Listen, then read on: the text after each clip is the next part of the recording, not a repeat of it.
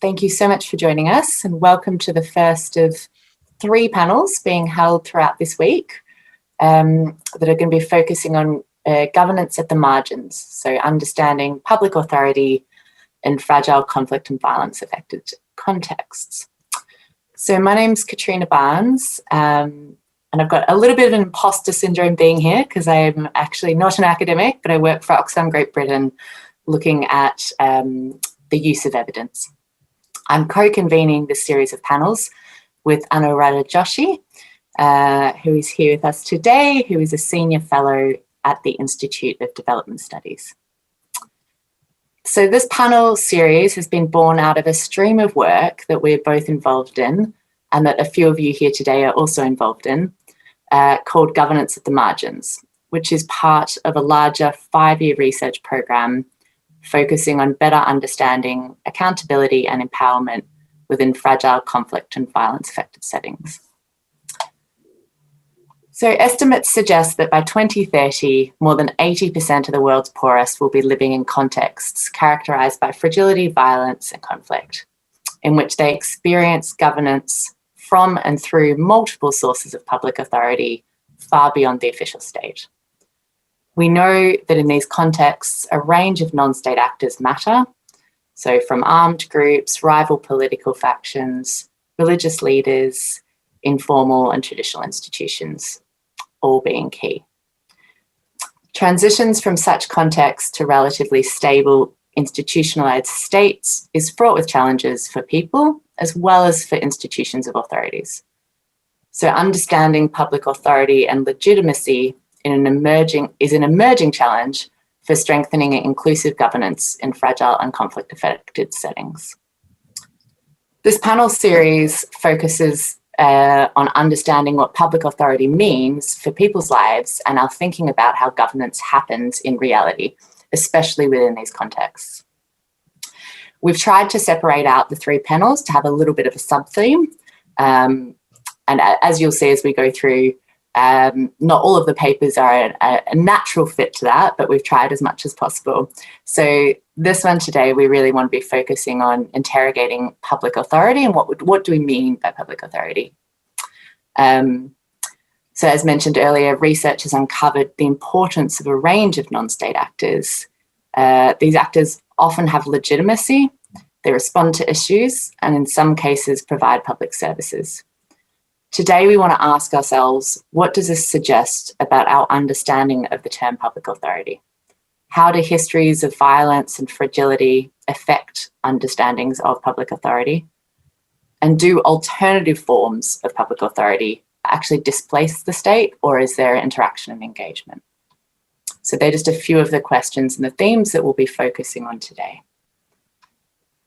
So the structure of the panel today, we're going to be hearing briefly from 2 presenters. So the first one is Mr. Egideo Chamait, who is undertaking his PhD at the Institute of Development Studies at Sussex University.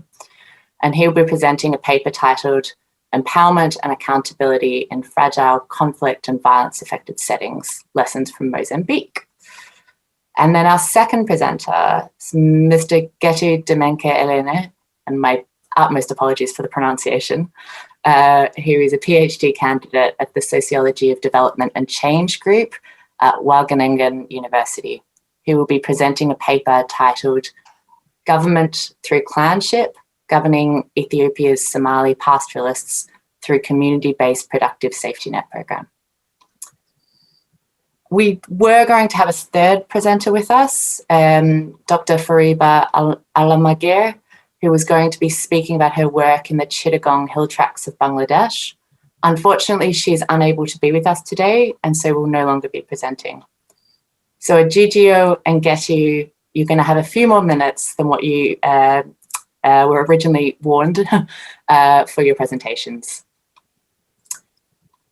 We've been lucky enough to have Anu Joshi with us today, who will be our discussant on today's panel.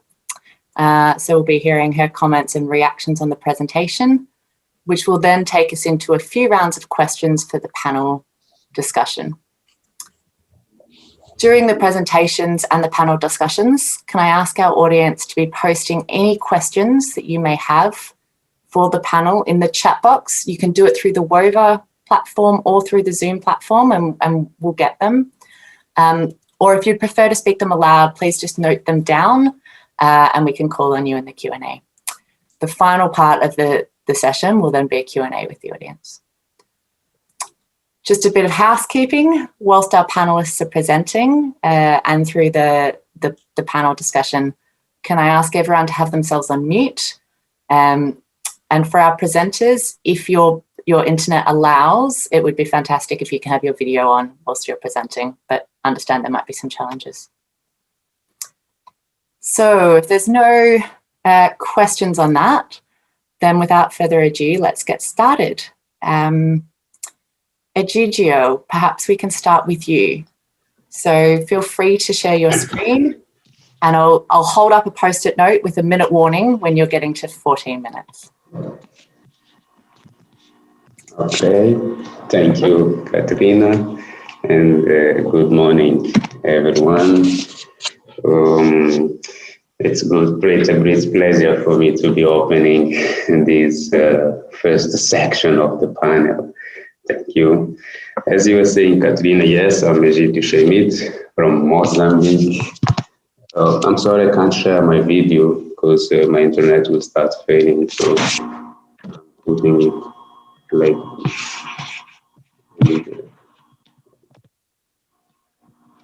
yes, yeah. As I was saying that I'm speaking from Mozambique, and I will be the spokesperson for my team, a team of 4, Lucy and Salvador. The other colleagues, they are from Mozambique as well. They are part of the researchers from IES. IES is one of the main research institutes in Mozambique. The other colleague is Alex Tichankan from the IDS. He's not here because of the other presentation he has to do. So there are 3 of us. It's me, Lucio, and Salvador. I don't know if Salvador is connected already. He said he was a bit far and will try to be with us here. So, okay, we are going to speak about empowerment and accountability in fragile, violent, and conflict-affected settings. Mozambique is the case, and we did something a little bit different because the panel is about authority, and we say that we want to interrogate authority and we want to understand this concept. We decided to put few more things about this, about authority, as our research, even if we were looking mostly on things related to empowerment and accountability, we also researched on authority. So we added a few things about authority, and we will start the first slide with this concept of authority. We will connect it with what we will call here different sources of legitimacy, and then we will also talk about intermediation. The second slide, and this is the menu, we'll share a table with what we call here kind of a typology. It's a draft of a typology of a number of actors, part of them simply authority, others intermediate, and we will see the link and the difference between one and another. That is a draft of the table.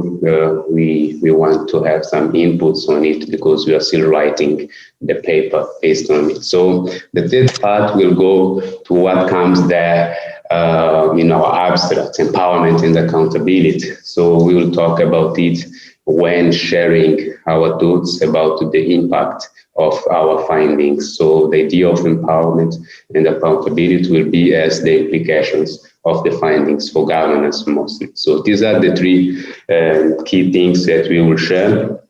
And we added a few links to here, both lead to papers from which are published on the IDS website.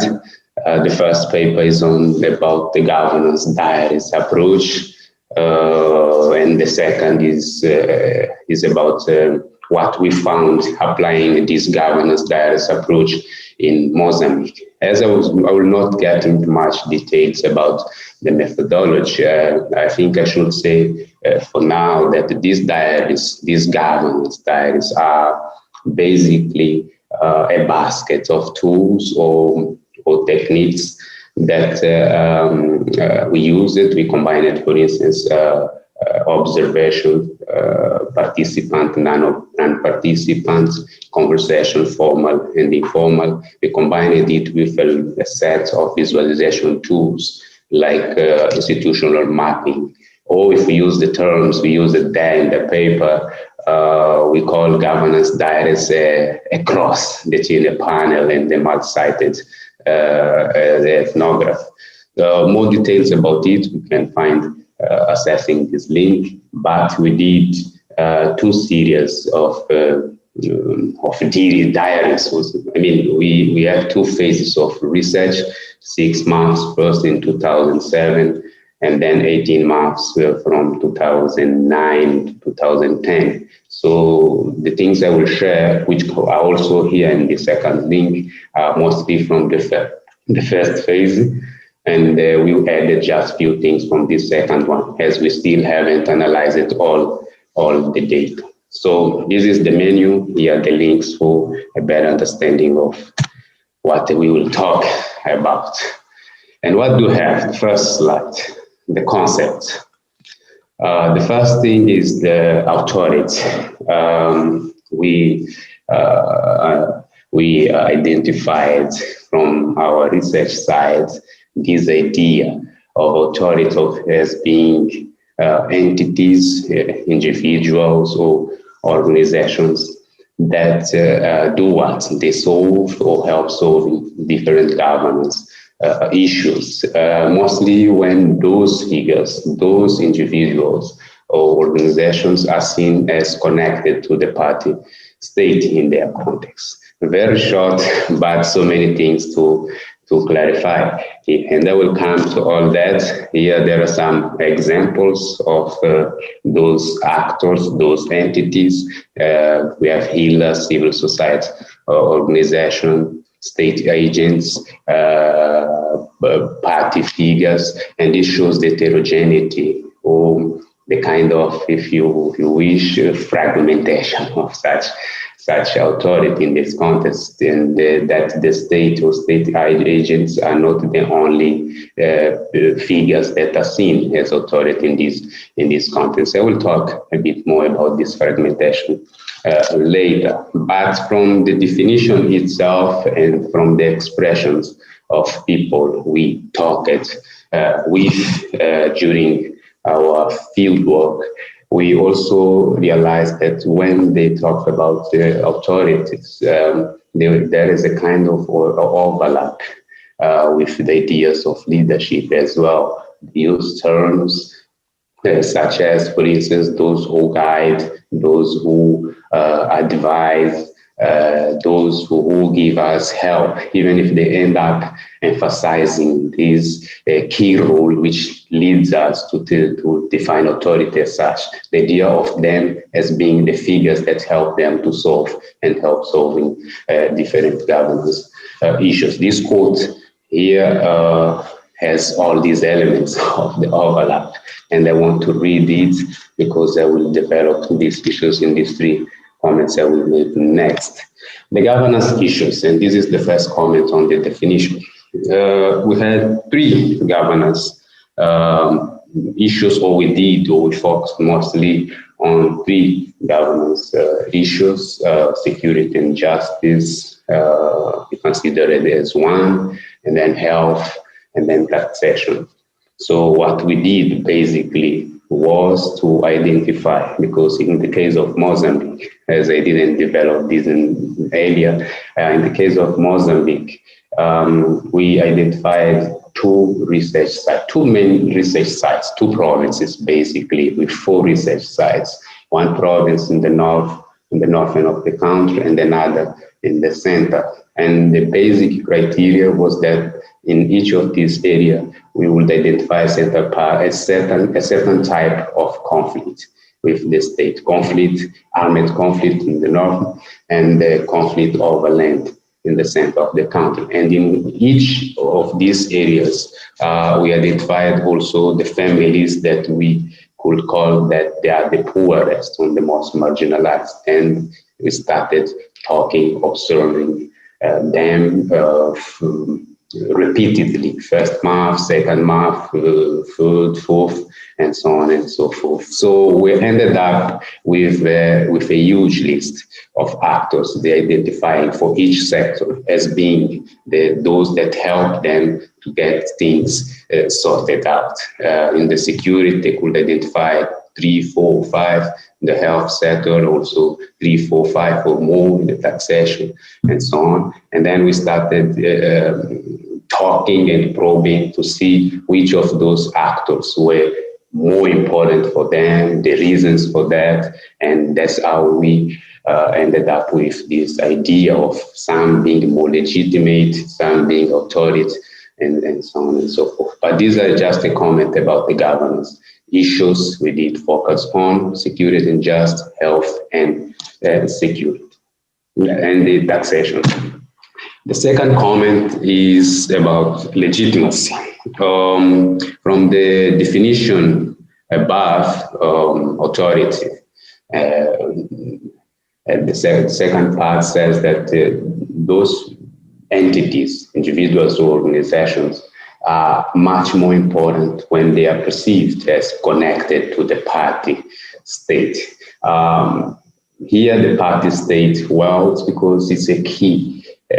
I would say the party first, but this has to do with our context in Mozambique. In Mozambique, for many people, the ruling party, which is Frelimo, in power since our independence in 1975, is perceived as at the same time the state and the government for many people. So because of this role of the party and these perceptions of Frelimo as the state and the party, anyone who are seen or who is seen as close to this party or is part of this party with important links inside, gains a kind of much more importance in his community. So the idea of being connected to the party or of being part of this of the party state structure gives certain figures much more importance so that they can even become a kind of authority in their context. We are talking about legitimacy in this context as a vertical because it's the connection with a different entity seen as perceived as superior or in a hierarchical position that makes certain figures become authority or able to solve or help solving governance issues. But there are other sources of this legitimacy that are not vertical or hierarchical. We can talk about the horizontal source of legitimacy in context in which those figures they identify are not part of the party state, are part of the community, like they themselves, but because of the type of connections or certain skills, we will come to it on our next slide, they are given this image, or they are seen as being key figures for accessing or for resolving some governance issues. So I'm talking about horizontal and vertical legitimacy in this sense. Vertical when connected to the party state, horizontal when the figures or the entities are not part of the party state, part of the community, but with important networks that make them be able to solve some governance issues. So the third thing also, which has to do with our context and leads to the idea of intermediation, is that because of this party state, well, is a very euphemistic way of saying authoritarianism. Nowadays, mostly in Mozambique, we just avoid using that, but that's the same thing with a lot of political control. So the consequence there is that for the local state, which I'm saying local from the level above or below the central government, from the provincial level, district level, administrative posts, and so on and so forth. And all these levels, the entities, even these they identify as being authorities, in reality end up not having so much power. Even if they say here that these people solve some governance issues, in reality they just hear them and take that to, as they say, to the superiors. So they are not the one who really solve, even if they are seen or perceived as the ones that solve, the reason why they are called as authority, but at the end they are the ones who just register and take it to other layers and find someone else to give a positive response to any government issues. That's the reason we're talking about intermediation here. For some entities, some people call authority. They are in reality intermediators, and all those state agents at the local level, in reality, they solve nothing, but they help solving. The reason why we connect this idea of intermediates. So the next table have examples of all these. I'm saying authority, those who solve or help solving governance issues, more important when connected to the party states. Intermediators, because they don't have so much power, so they connect the community with people or entities from other layers that get things really solved. Source of legitimacy, as I said, horizontal and vertical. We can see from this table, which is also a draft, something we want to develop, because it's part of what we are preparing for the next paper. We can see the first column, examples of some of those entities, and we can also note here that there are kind of heterogeneity here. We have who, the village and block chief, these are state entities, and then we have the ward secretary, partisan figures in reality, and then we have community-based organization, the third and the fourth. But when we say, here I'm going to the second column and we'll explain all these. When we go to the second column and yes. Sorry to interrupt. You've just got about 1 more minute left if you can start to wrap. Oh, I will just jump here. When we say that these entities are formal, it's not to say that they are legal or illegal, that sometimes we understand being formal or informal. Formal are those figures that are part of the state structure. Informal when they are not part of the state structure. So as I said, when I jump to the third column and still talking about the village or the block chief, they are formal because of that connection and they have their source of legitimacy from that party state. That's why we say vertical.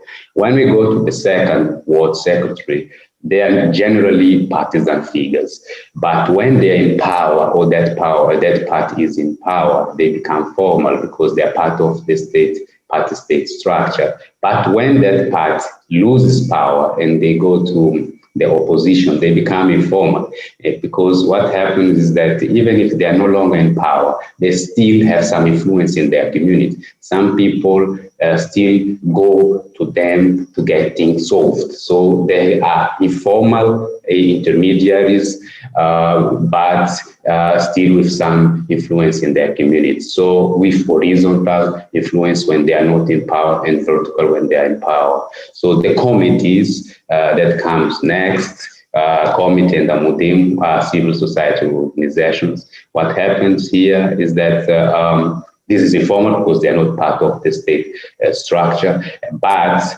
we have the next, which is also informal, but there are differences there when I talk about the source of legitimacy, because what happened here is that in the case of the committee in debt in the center of the country, this entity became so influential in this community that the formal authorities, the conventional authority, those connected to the state, saw them as a kind of a threat.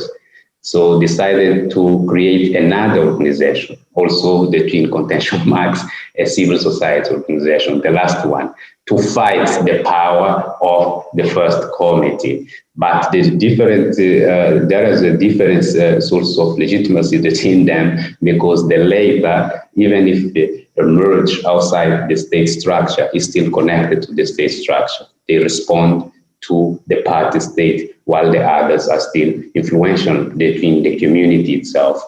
So I'm just rushing now. But what this shows is that the party in our context is extremely important, and we still have that fragmentation of power or authority, if we wish, with consequence for governance. What type of consequence when we say in terms of empowerment?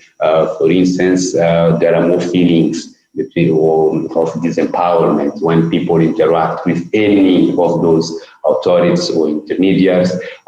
People feel that they don't get their things really solved, because for them, the idea of being in power or empowered is when they say heard, and being heard in a double sense. Heard, have their things registered, but heard when their things are responded. So being in power is to have their things responded by the entities they interact with. So more feeling of disempowerment, because most of the things they take to these intermediaries are not responding. But, and this is very important to say, there are some differences here. When they interact mostly with the conventional authority, those from the state, there's where more feeling of the disempowered are pronounced. But when they interact with the informal authorities, just the intermediaries in this case, there are some more feelings of empowerment. So the same with accountability. No, there's soft dimension of accountability, because, well, even if people can access some of these entities, they don't have, for instance, the capacity of punishing them if they don't do what they want. In this case, respond to their demands. And normally it's these entities that go and open these spaces for them to participate and make their claims. So it says a lot about the type of governance in this local space. No power, so fragmented, no transparent, and no responsive, and so on and so forth.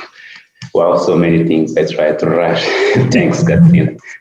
Thank you so much for that, Egidio. And yeah, I know it's very hard to get what we want into the time frame. So thank you so much. Some really useful and interesting insights into a really diverse set of public authorities there. Getu, maybe we can hand the stage over to you now if you would like to start sharing your screen. If Egidio can stop sharing his, and then we'll pass over to you.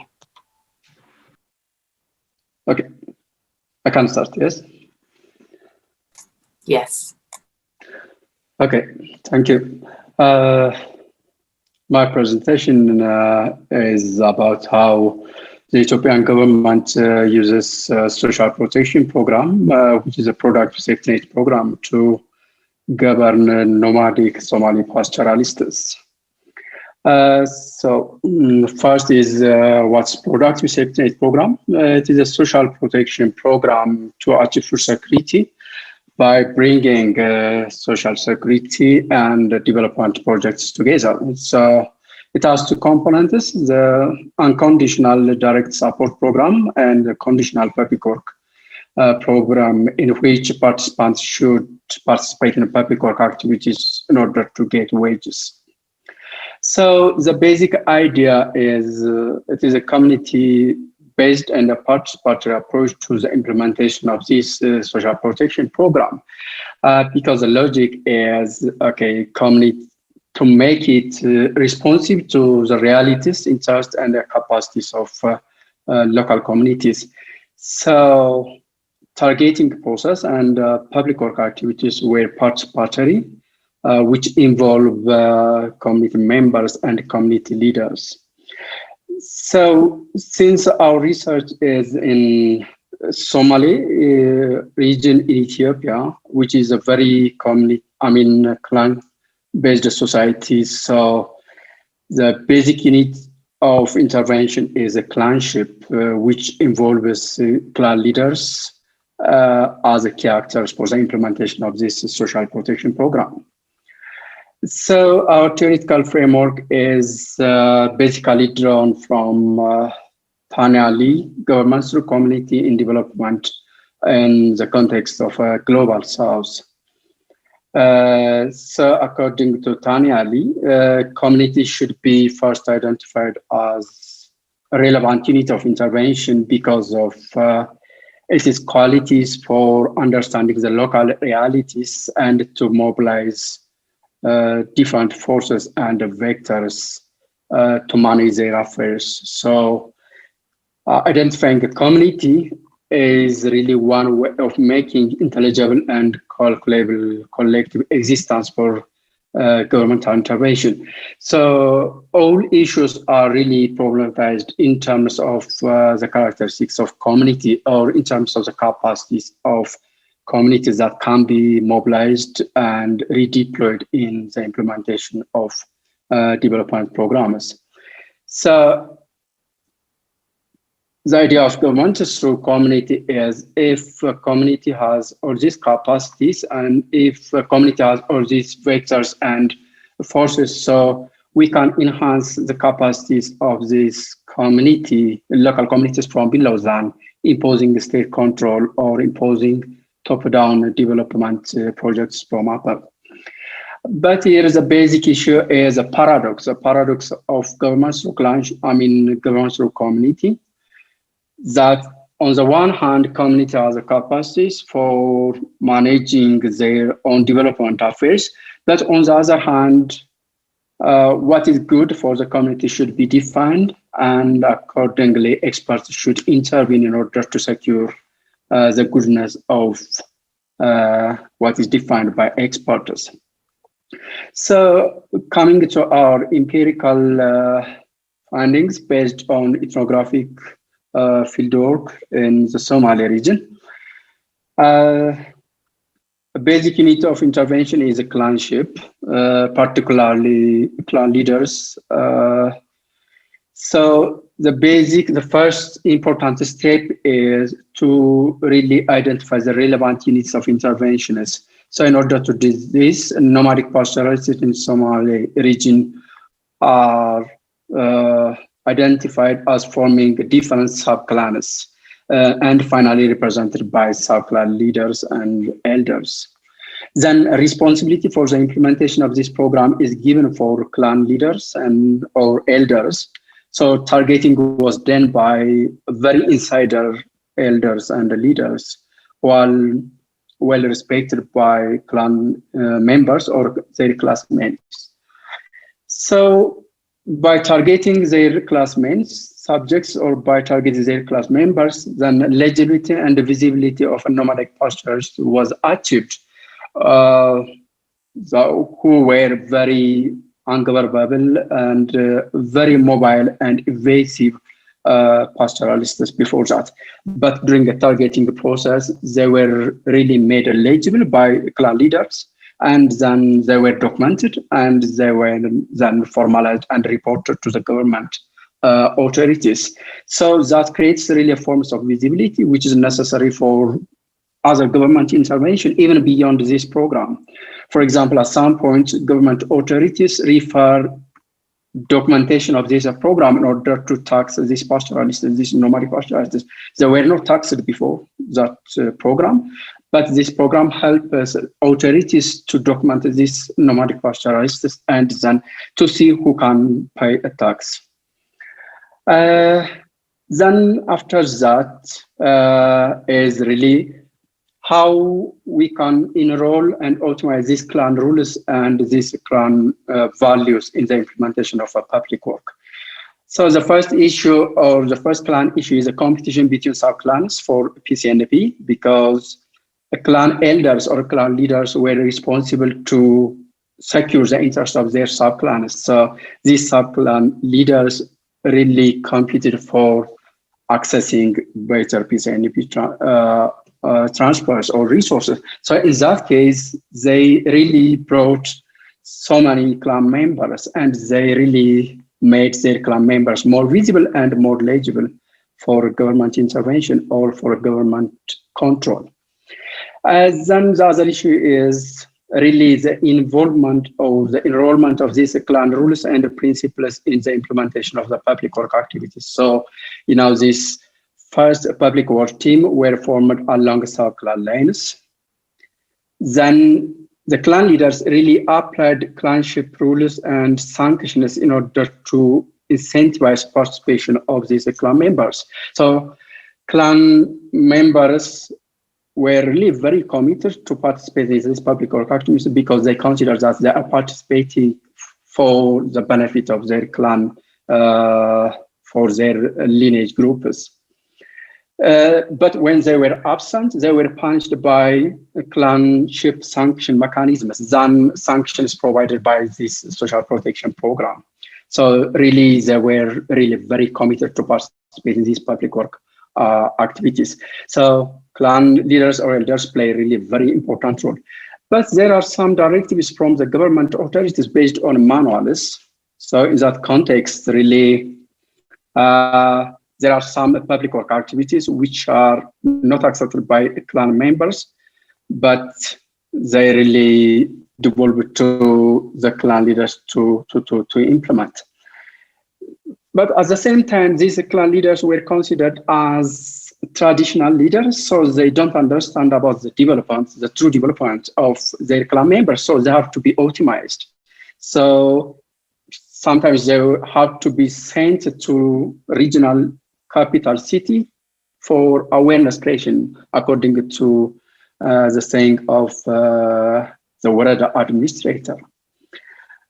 But later on, the implementation of this social protection program really shifted from the clan leaders to local government administration, because on the one hand, the clan leaders say that because clan leaders believe that they really made a very important groundwork, so that now really this local government now understand clan members or the pastoralists.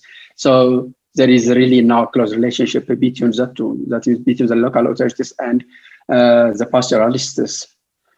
But on the other hand, the local government officials say that because these clan leaders really have a clannish attitude, so they really abuse the implementation of this social protection program. That is why the responsibility of implementing this social protection program shifted to local governments. But in this process, really the local government capacity was consolidated. The other issue is a contradiction of governments through clanship. There are so many contradictions. The first contradiction is really contradiction regarding gender. Clanship was identified as a relevant unit of intervention because clanship was considered as authentic and democratic and equitable. That is why it was identified as a relevant unit of intervention for this program, this PCNP program. So according to this PCNP program, so all community members should participate. But on the other hand, clanship is really male-dominated ideology. That means women were excluded. So in the implementation of PCNP through clanship or through clan leaders, women were really excluded, while they have really their own concern. They have a very competing, they contested even the implementation of PCNP. So women didn't participate in targeting, and even they didn't participate in planning of public work activities. The other contradiction is really discussing misrepresentation of a clanship. Local authorities failed to represent a clanship appropriately. One case is a collective crop farming.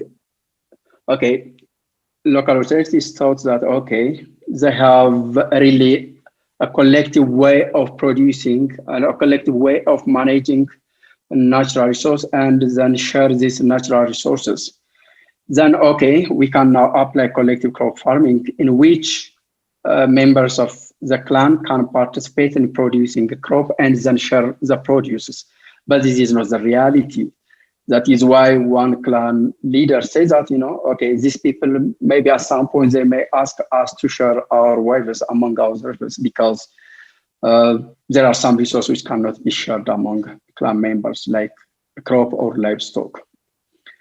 Then the other contradiction is, or a paradox is, clanship or clan leaders were considered to have capacities for self-management, for mobilizing their members for a development, but development yet to be defined by authorities or technocrats. And then the capacities of these clan leaders should be optimized according to these definitions of development. Then clan leaders were really governed according to this definition of a development.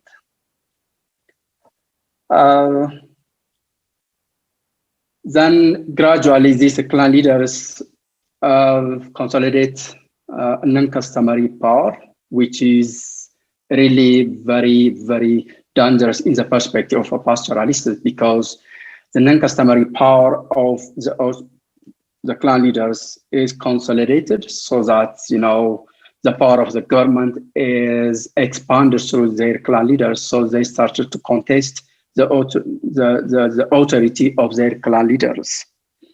But still, clanship is very relevant, both for clan leaders and for the pastoralists. For example, they collaborate together to make sure that their clan or their sub-clan is well represented in the local government administration in order to secure the interest of their clan.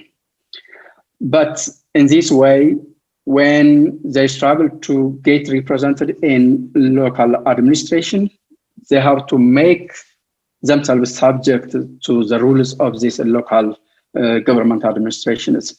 That is why at the end of the day, there was a change in the relations of authority and a change in intersubjectivities between pastoralists, their clans or their clan leaders and state authorities, mostly in favor of state authorities. Coming to conclusion, this social protection program really mobilized, enrolled, and redeployed the vectors and the forces of clanship to enhance the practice of self-government of Somali nomadic pastoralists that we call the government through clanship. So in this way, the Ethiopian government was able to extend its power into the Somali purpose more easily than it was possible to do through top-down development programs. So now here comes the paradox of government through clanship, in which effective governing of the pastoralists is possible through their own clan leaders and through their own clanship rules and principles than was possible through a top-down approach. So government through clanship in PCNP is not actually an alternative approach to a top-down approach, rather than it is really a very innovative approach, or maybe a successful innovation of the government to conduct the conduct of nomadic pastoralists, or to effectively govern pastoralists through their own informal governance system. But our argument here is, okay, the intention of the government is not cynical, or it was not, we cannot argue that it is a hidden agenda to devolve the power of the state or to promote cynical interest of the state. But it is really based on our theoretical framework and based on our findings. Our conclusion is that governments through clanship can be really explained in terms of the will of the Ethiopian authorities to improve nomadic pastoralists than to really harm nomadic pastoralists. But the issue is how they are going to improve this nomadic pastoralists. They are going to improve in terms of the definition of improvement of authorities or the Ethiopian state. That is, improvement according to the Ethiopian state as a way of life or a lifestyle based on sedentary lifestyle and based on a crop of farming, and then it is even the governance system based on a sedentary lifestyle. So the implication, okay, maybe the implication is for the existing literature, especially on critiques on community-based development intervention. Okay, good. I think the existing literature on critiques on a community-based development intervention is really based on considering, these community-based development interventions are a hidden agenda to promote the interests of outsiders or the interests of the state or the interests of other powerful actors. But in our arguments, this is not always the case, especially drawing on the theory of governmentality or drawing on the theory of government through community as a will to improve citizens or as a will to improve subjects.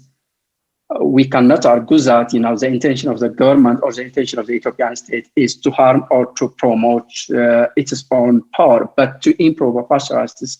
But the issue is how to improve according to the definition of the Ethiopian state.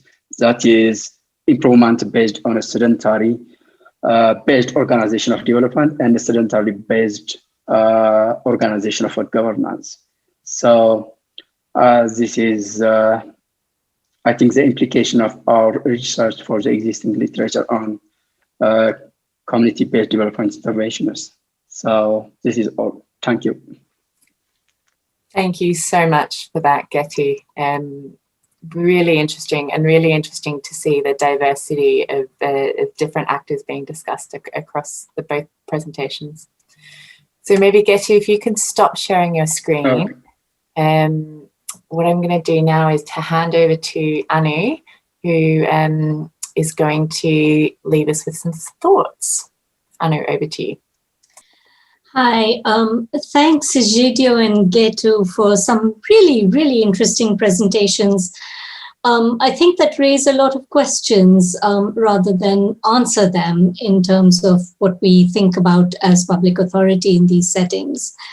I'm going to start my comments with some comments on the individual presentations, first by Egidio and then by Getu, and then make some broader points, I think, that cut across both presentations that might help us lead into some discussion in the panel. So for Egidio, I think it was really interesting, and I think the approach that you've taken of sort of returning to these marginalized groups and households and locations over time has given you a real flavor or a sense of how things work at the local level that's slightly unusual, I think, about these issues. One issue I had was to do with your depiction of authority and starting with your definition as authorities as those with power to help solve issues at the local level, solve issues that these groups or households have.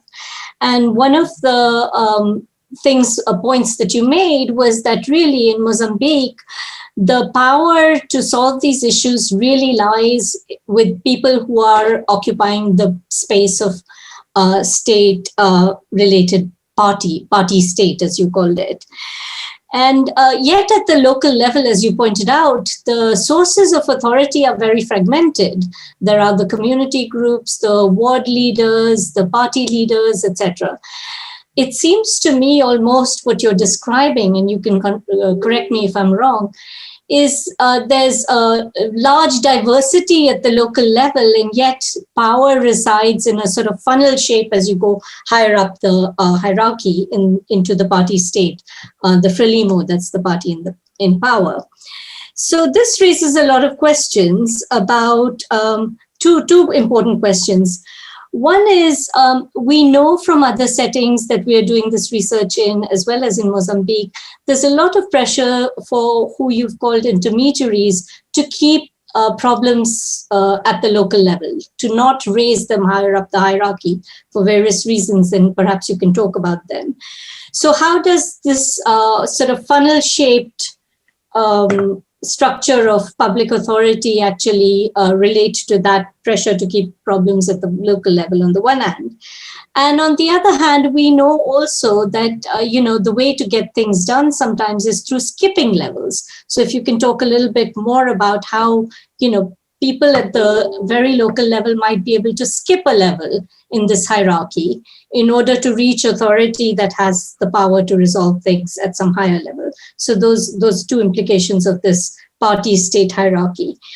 The second thing is I wanted to raise with you, Egidio, is do people at the very local level have a sense of where the power to solve problem actually lies? I mean, at what level it lies in? How do people know where their issues can be solved? And that relates to, segues very nicely into my comments on Getu's presentation, which is about visibility. Is power and authority, public authority, actually visible to the people at the very grassroots? So, Getu, you talked about a lot about visibility, and particularly visibility through programs such as this social protection program you were describing, in making these so far nomadic clanship-based groups visible to authority. And yet in many places, I mean, I found it really interesting because in many places, actually, the poor and marginalized groups are actually screaming to become visible to state authorities so they can access some of these benefits. And here you describe a very sort of relationship of tension, whereas on the one hand, you want these benefits, on the other hand, you don't want some of the implications of becoming visible. So I think maybe you could comment on that a bit. And the second thing I wanted to raise with you, Getu, was that you talked a lot about how this program and what you've called government by clanship actually co-opted the local norms and rules in order to make the program work or make it more efficient, and in a way sort of consolidated bureaucratic power. And you've described quite nicely in the longer paper, which I would advise other people to read as well, how this changed power and norms within the clan itself. This acquisition of power by the clan leaders shifted their relationship within the broader members of the clan in various ways. And I'm wondering if you could say something, I don't know if you have the possibility of saying this, but if you could say something about how this changed the norms within the state itself as well. Because in these encounters of groups with sort of state bureaucratic the state apparatus, both parties change in some sense. And is there something that you might be able to say about how sort of the local state, thus infiltrated by these clan groups or clan leaders, also changed the ways it operated or the norms it operated under? Okay, so those were sort of more specific points to the two presentations. I wanted to raise 4 sort of more broader questions, so to speak, that we can ask of both presentations, but also of other papers or other work that's ongoing in this sort of arena. So one, I found it, and I know that in Mozambique, you've done a lot on this, and I'm not sure how much you've done on this, Getu. But if you could speak, it would be interesting to sort of relate the processes that you've described to the longer histories of conflict and violence that these regions at the borders of states have actually experienced. How has this shaped the view of authority that the clan people, in your case, Getu, or in Egidio's case, the marginalized groups, have had of public authorities in these cases? So that's one thing. Can we relate a little bit more to the histories of colonial rule and these conflicts that sometimes have emerged actually out of this imposition of colonial rule? The second thing I wanted to ask is a little bit about, in both the cases, it seems to me at least that a lot of the public authority interpretation is public authority imposed from above. So in your case, Getu, is this program that's coming down from the government of Ethiopia. In Egidio's case, it's very much sort of the power that resides with the party state. And yet, once this public authority imposed or constrained from above actually is challenged from below. So the question is this at the periphery? Because we are talking about peripheral regions, both Somaliland and the locations that Egidio talks about. Are these cases of strong societies and weak state encounters, as Migdal would point out, at the periphery? Is there something going on there that, you know, at the margins, this public authority sort of dissolves into something else that's happening? The third thing I wanted to raise more broadly was, and Getu, you talked a little bit about it, but maybe Egidio could respond to that as well, is who is excluded from these processes of the creation of public authority and how? Getu, you pointed out that, you know, women in the cases that you were describing actually didn't get any power out of this. And in fact, some of their traditional ways of acquiring power were reduced by this process of program infiltration. So, you know, and these public authorities that are generated through this encounter between states and social groups, how is the public good defined by these authorities? And Getu, again, you had a little bit more to say about how they were defining sort of appropriateness of development as being sort of sedentary groups rather than the old nomadic lifestyle. But I didn't get a sense of that from Egidio's case. So it might be something we want to reflect on. And then finally, I guess coming from the IDS perspective, we're always concerned about, you know, what does all this mean for development policy? How should we think about programs that are being implemented in these locations for, say, social protection, or could be security or other things? What do these sort of, this unraveling of what's happening at the very local level, what does it mean for how programming ought to be done?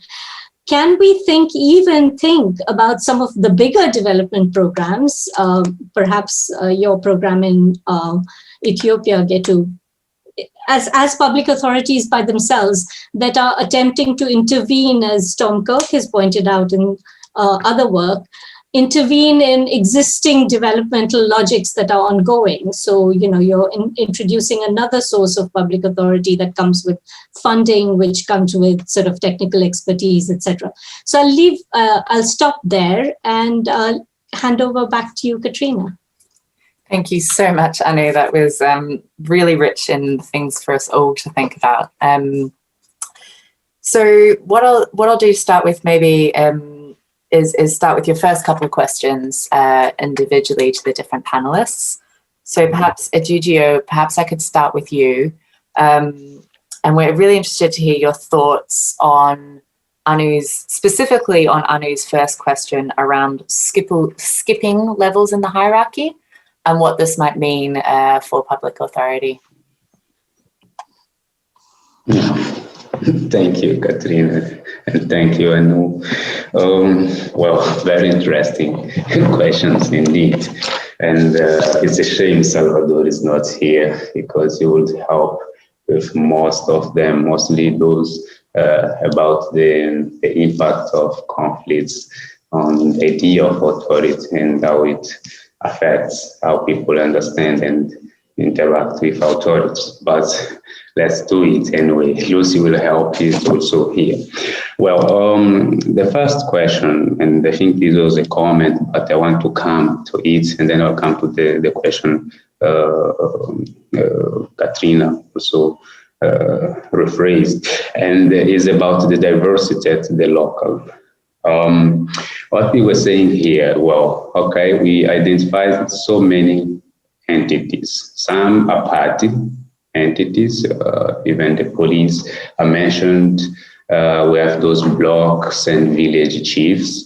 That's by one side. We have the civil society organizations, like the one we identified in Tete, but we also have individuals who have nothing to do with the state itself. So when Anu says that, and well, I said it also, that the power is on the state, but in reality, art and different actors also are important to deal or to solve governance issues.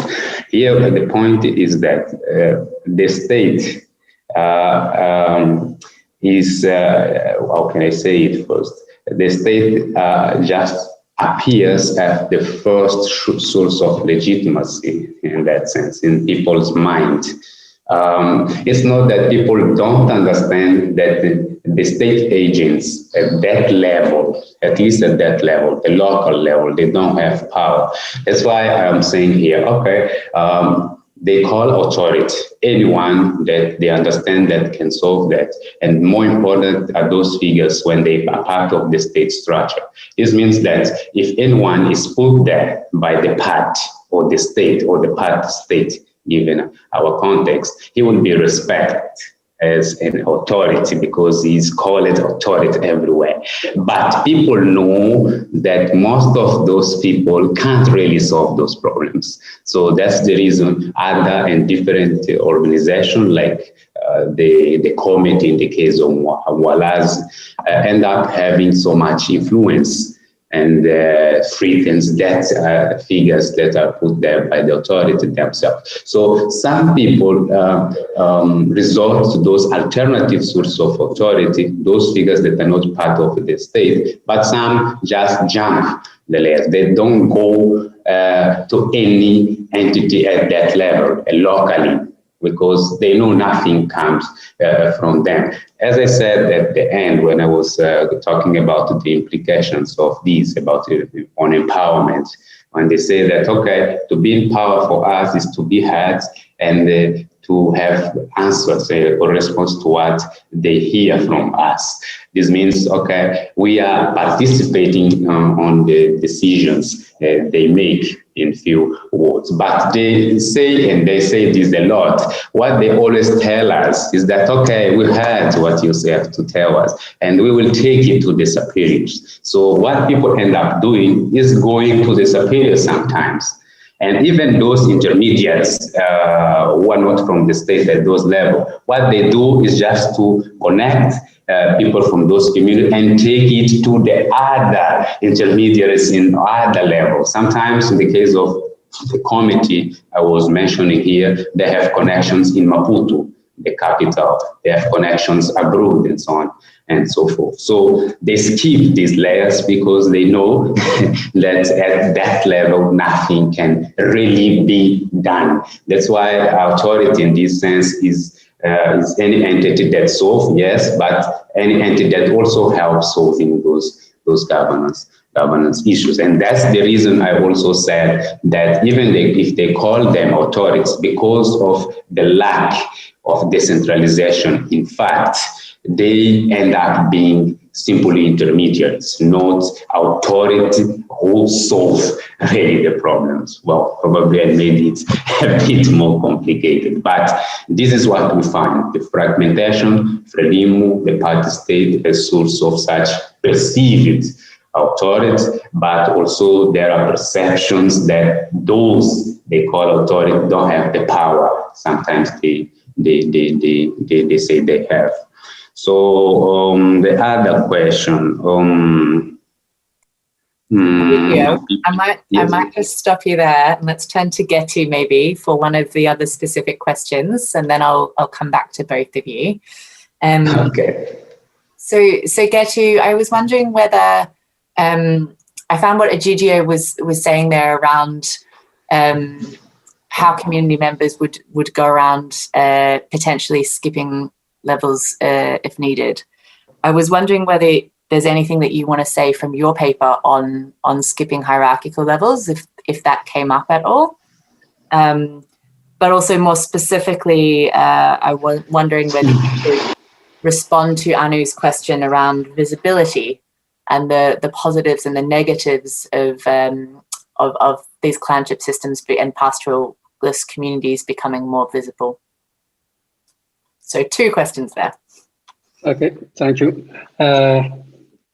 Okay, I think the first question is about the conflict situation, maybe, if I'm right, and in our context. Yeah, I think that region, Somali region, is a very unstable region of our country.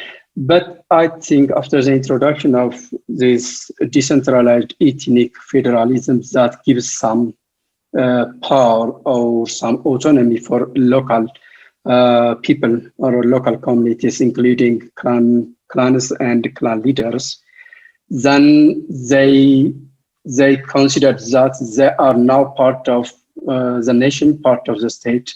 So, okay, they told me that, okay, before the coming of this current government, we used to run away from people wearing a trouser. That means wearing a trouser means authorities from the highland, because it is not culture for these people to wear a trouser. So they told me that they used to run away from these people before the coming of this EPRDF government. But they say that, okay, after the coming of the EPRDF government, okay, officials, local officials are recruited from the local communities. So they think that, they are included. So I think this is really the broader institutional context, which is the ethnic federalism, decentralized federalism, despite so many political discussions in our country, even really a big political issue today. But those local communities believe that, it really gives them autonomy to exercise their culture, to exercise their views. But in doing this, I think it is very easy for the government to co-opt these clan leaders and to co-opt these local authorities recruited from the local community, so that I think we can say that it is really now much better for the government to control these nomadic pastoralists and even local communities. So when this program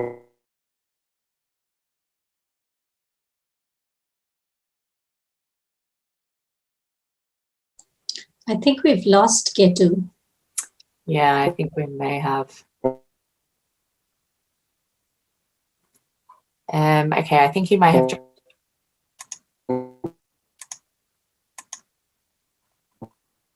program are control with a strong society.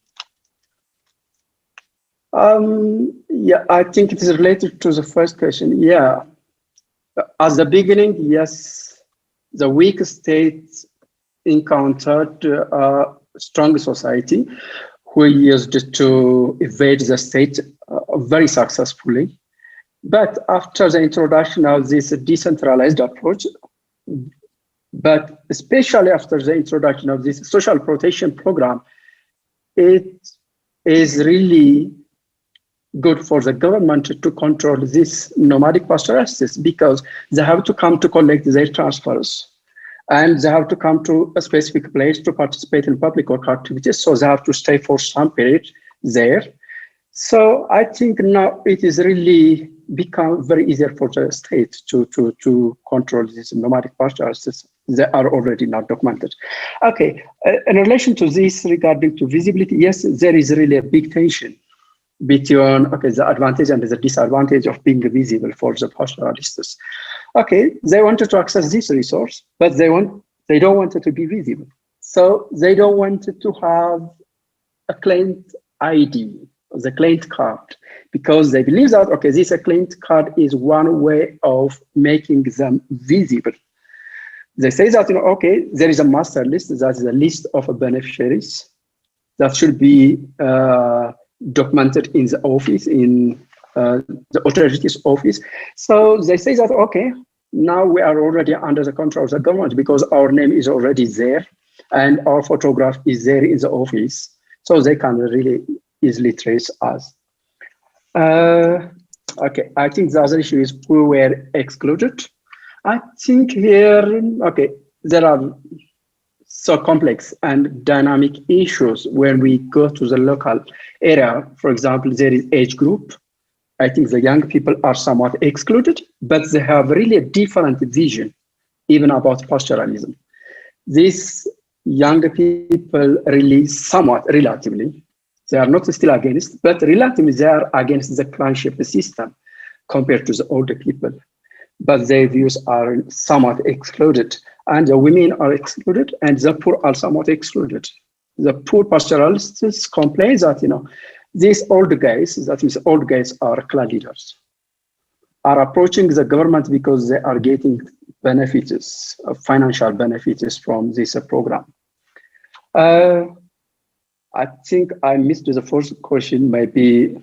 But the last question is implication for development. Very difficult question, I think.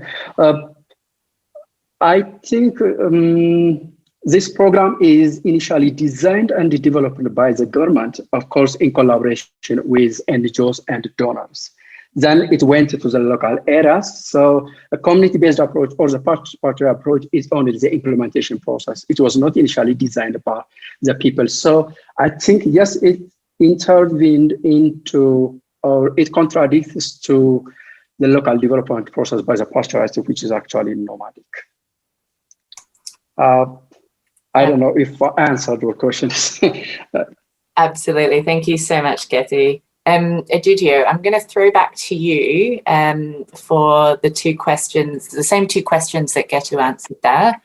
One around the history of conflict and violence and colonial legacies, and how you're seeing that is impacting on public authority. And then the second question around who do you feel is being included or excluded as part of these processes? Egidio, over to you. Yes, thank you again. Well, yeah, it's true that we have a long history of conflicts in Mozambique. From 2017, we are now facing different armed conflict, jihadism in Mozambique, northern Mozambique.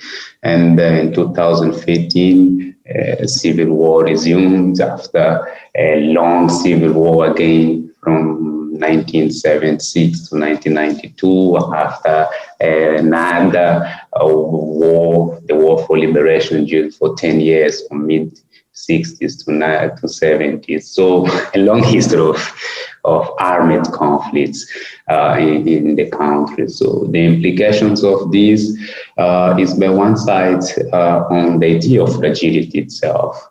If we understand fragility as the inability of state or state agents to respond to people's demands, to people's to governance, people's demands.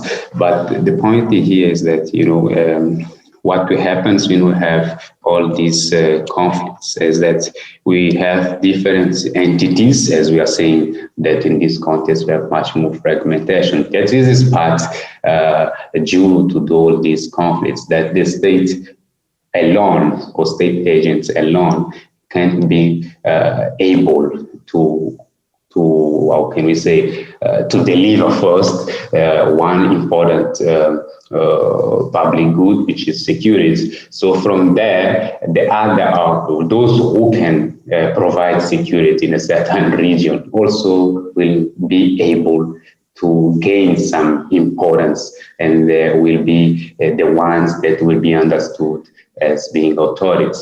So from the security issues connected to this idea of conflicts, we can understand the dimension and the impact of this fragmentation itself.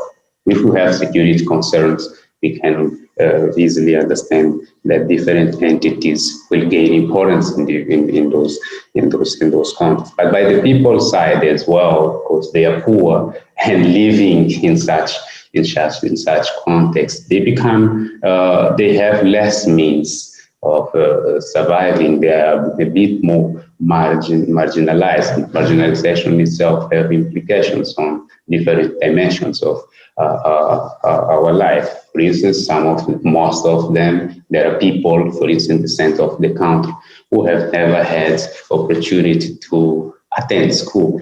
And this means a lot about people's ability to intervene in the public arena, to make some types of demands and so on and so forth. So this has implications on both sides, from the state, which becomes more fragile, and those who can control those security issues gain much more importance, but for people living in those sites as well are affected in so much that they can't even become, the problem probably is more empowered. This empowerment is more pronounced in such context. Well, I'm just saying this. That's why I say that if we had Salvador would give us more clues as he researched on conflicts and the impacts on conflicts in this context. But this is what I can say for now. The second question was about sorry, I didn't quite get that, but that was the one that Getu also responded about the implications for the projects in those areas. I just wanted to add a few things there. The key thing is that those projects will take into account this fragmentation itself. If we realize that the state agents are not the only one, in charge, it's important to understand to what extent those are the actors we are saying here that are intermediators or authorities are important on people's life and deal with this fragmentation itself. Take that into consideration. That's important to understand and develop those communities. Still your second question, I don't quite remember it. No worries at all, Egidio. It was maybe if you just want to speak very briefly, we're going to move to audience Q&A very soon. So maybe just a few minutes reaction on processes of exclusion or inclusion. I think you've already touched on it a little bit, but if there's anything else you want to add. Yeah, in Mozambique, and this has to do with our context, the party state context. Well, this is very, very important to understand here. That's why I mentioned many times that being with the party means to gain access to certain things. Being outside the party means to be excluded in general. In general, so that's why I haven't even thought. I thought about saying this during the presentation, that if you want, for instance, a job and you are not from the party, you may face so many difficulties. And you have a job and you want to progress in your career, and you have to be part of the party as well. You have job, you have money, you want to open a business, the party is key. If you want to start, to open an organization and so on and so forth, the party is a very important element to take into account in our context, and being from or from the party and being outside the party itself is a key element to understand inclusion and exclusion in our context. Yeah. Fantastic. It's true that some emerge as alternative, as is the case of the committee in the case of Mwalazi, that even being outside the ruling part, and here probably I can link to that idea of marginalization. In the case of this community, it was created because of the resettlement. They were moved from one area to another, and there they had many difficulties in accessing things like water, public transport, schools, and so on. So the entities that they should interact with to access that are those the party state put there, the local leaders. But those local leaders were not helping them to get that. So even being more marginalized because of that, they managed to find a way to create another organization that could do the job of the formal authorities. This is because of the link certain people from those communities had with other people outside the provinces, outside the country, and so on and so forth. So even being in such type of marginalization, such pronounced marginalization, it's always possible to find a way to escape. And if you escape, you will be confronting the path. And that's the reality. Yeah. Thank you so much for that, Egidio. Really interesting. I want us to move now to open up the floor for our audience. So if the audience would like to turn their cameras on, feel free. It would be lovely to see your faces. And if anyone has a question that they would like to ask to our panelists, so either to Getu, Egidio, or Anu, please do raise your hand or type a question in the chat, whatever is easiest for you. Or feel free just to come off mute and ask. Miguel, please go ahead. Thanks. Thanks, Getu and Egidio, for their presentations.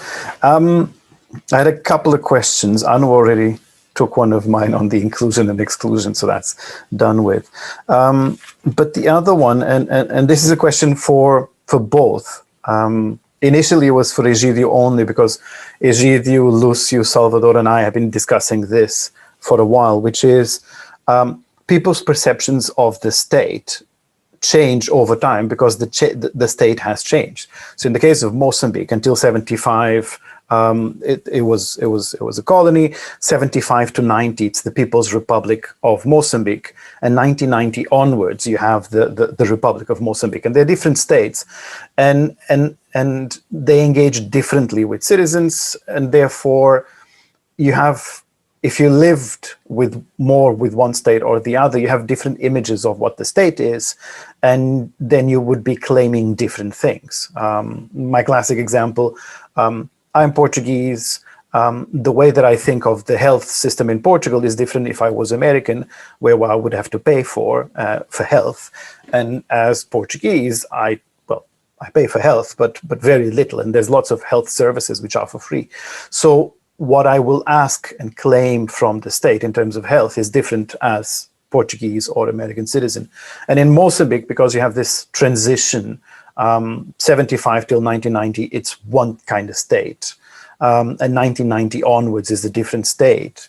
I was wondering how people differentiate different. So I was doing a cutoff of 35. So if you're 35 and older, you've experienced two states in Mozambique. And if you're 35 younger, you've experienced one state in Mozambique.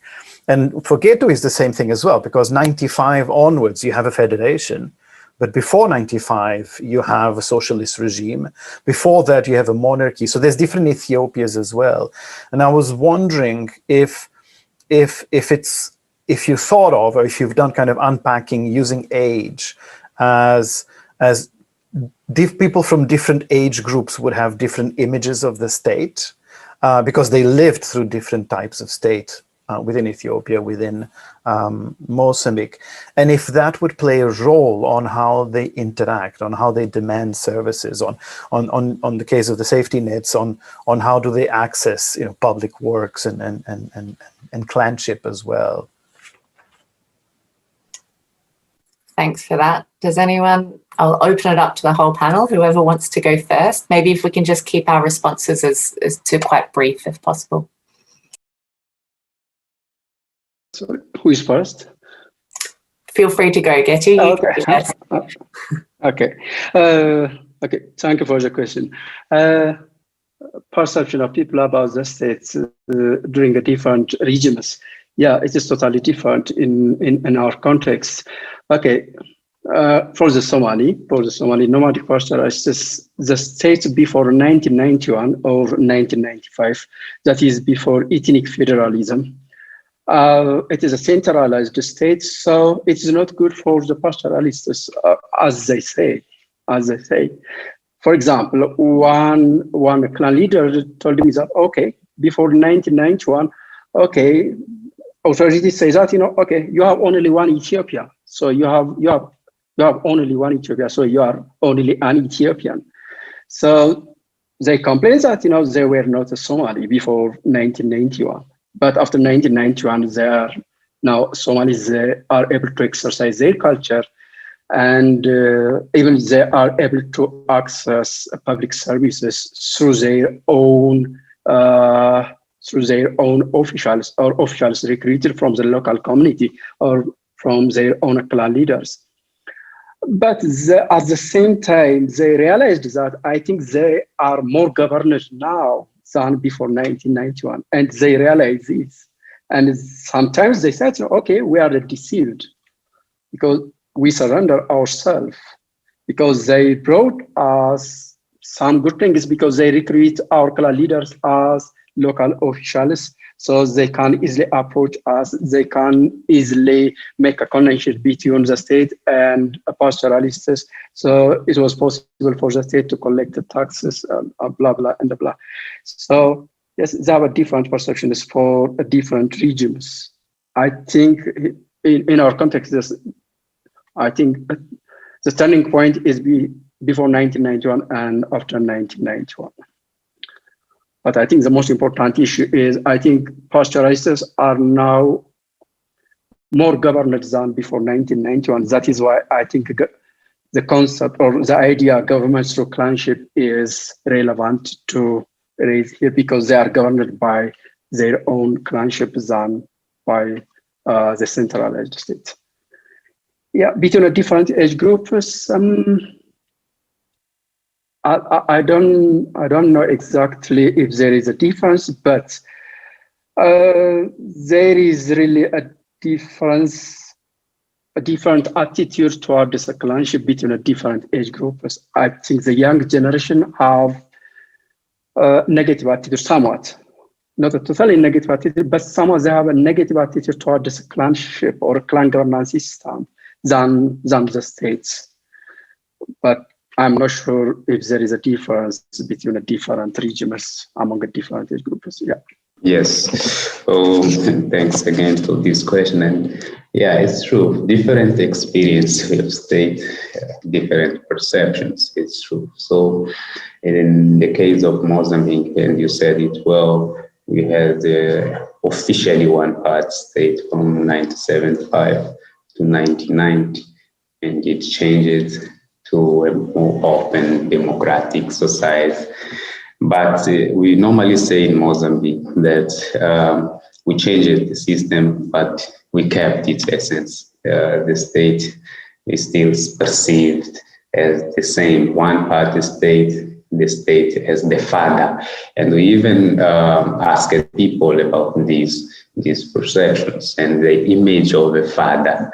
The same image that elder people have or had about it is the image most of the younger have of it, the father. But the father that, because of all this fragility and it is not able to provide for people, it's a father that abandons its children. So the state is still seen as it was seen since the independence in Mozambique, and the fact that the ruling part haven't changed since then also contribute to this image. So yeah, we need to probably probe or to get a few more details on that. But in general, when you ask people, you talk to anyone, young, elder, we expect everything from the state, like in 1908, but we get nothing.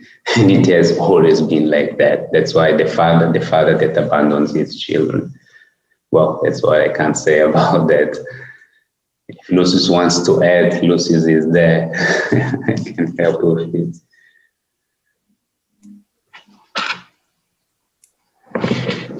Thank you so much for that. And Lucio, do feel free to come in if you'd like to. Otherwise, do we have another audience from the question from the audience? I guess I can ask a quick question. I know it is slightly beyond the scope of both papers, like conceptually, but also empirically. But I wonder if you could reflect a little bit on the notion of sanction, for example, like, because that's an important part of, we know about accountability. And so, as Gideon, you mentioned about the community voices about everyday problems that are being unheeded or sort of not responded to. So what is the recourse? Like what do communities have? And also to link that a little bit to Geto's presentation, I understand your point about being invisible, but can we think about sanction when communities decide to remain invisible? For example, they if they choose not to vote or if they don't come out. And so I wonder if the speakers could reflect a little bit on the issue of sanction. But also I had a more specific question to you, I guess, on this idea of fragmentation, which is very interesting and resonates a great deal with my own research. But when my interpretation was that the fragmentation has really sort of come in a way and impeded like everyday forms of problem solving, right, in Mozambique. So that was my interpretation. But I wonder if there is some danger to how we think about fragmentation. In a way, it can be used by the state actors to sort of consolidate power, centralize, kind of what Anu was sort of hinting to, fragmentation of different actors and agencies and institutions as a way to consolidate, centralize power, like state, and in a context when we are seeing that civil society and other actors and the space is already shrinking. So I wonder if you could reflect on that and fragmentation, and if there is a danger to how that state can use that idea of fragmentation to further consolidate or centralize power. So yeah, two questions on sanction and fragmentation. Thanks. But very interesting presentation. Thank you so much. Okay, well, sanction first. I didn't get into much details at the end about accountability when I was explaining the implications of our findings for governance specifically. But I said even quickly that there was a predominance of the weak dimension of accountability. That weak dimension is answerability.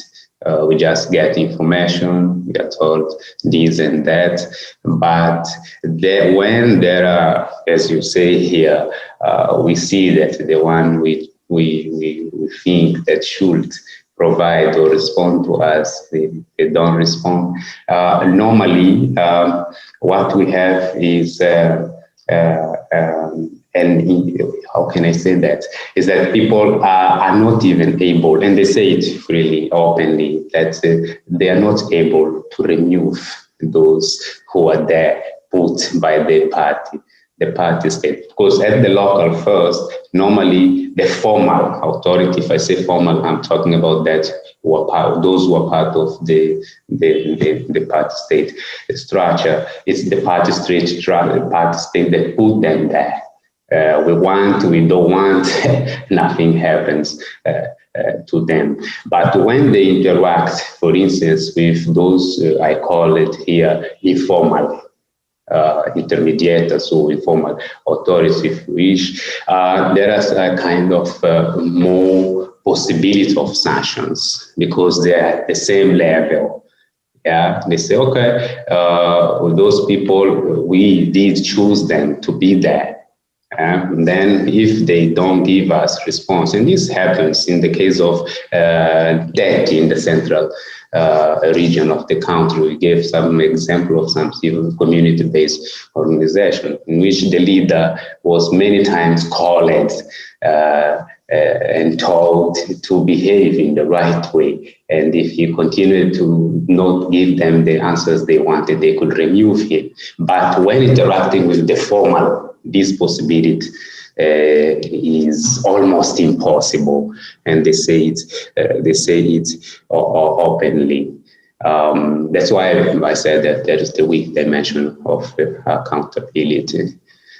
So, well, about the sanction, that's what I can say.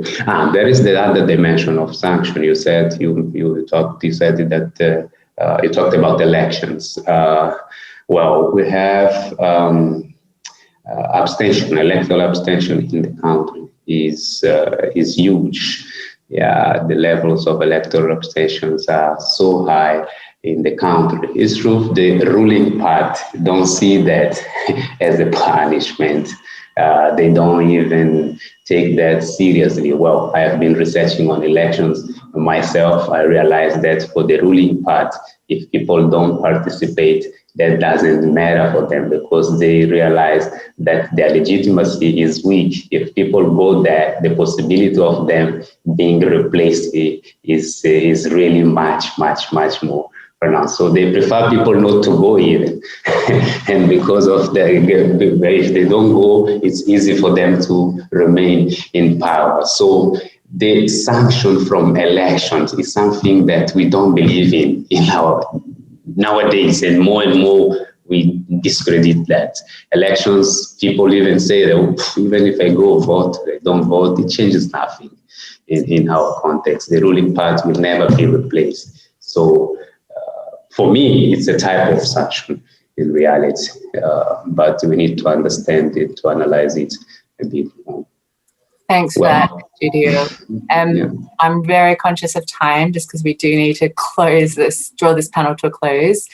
Getu, can I give you 60 seconds to respond to Nimesh's question? Okay, maybe I can answer for sanctions. Yeah, if they, for example, clanship sanctions were used to punish pastoralists if they don't come to public work activities, if they don't participate in a public work activities, that means in another way, it is, if they are not visible, so they are punishable, but through clanship rules or sanctions, for example, shaming and naming, or giving more activities, for example, searching for grazing land for the clan. But they later on also used really sanction from this social protection programs, that is denying the social protection transfers when they don't send their children to schools. That means one way of visibility. So if their children are not visible at the school, so the parents are punished by denying their social protection transfers. Yeah. Thank you. Thank you very much for that. And I just want to say a very large thank you to everyone on our panel, so Getu, Egidio, and to Anu. I think it's been a really, really interesting debate, and some insights have definitely stuck with me. And I want to thank everyone for joining us today as well. We've got our next panel in this series will be at 10 a.m. tomorrow morning. And we have 3 incredibly interesting presenters for that panel. So please join us then tomorrow if you can. And thank you so much, and enjoy the rest of your day or evening, regardless of where you are. Thank you. Thank you. Thank you. Bye. See you tomorrow.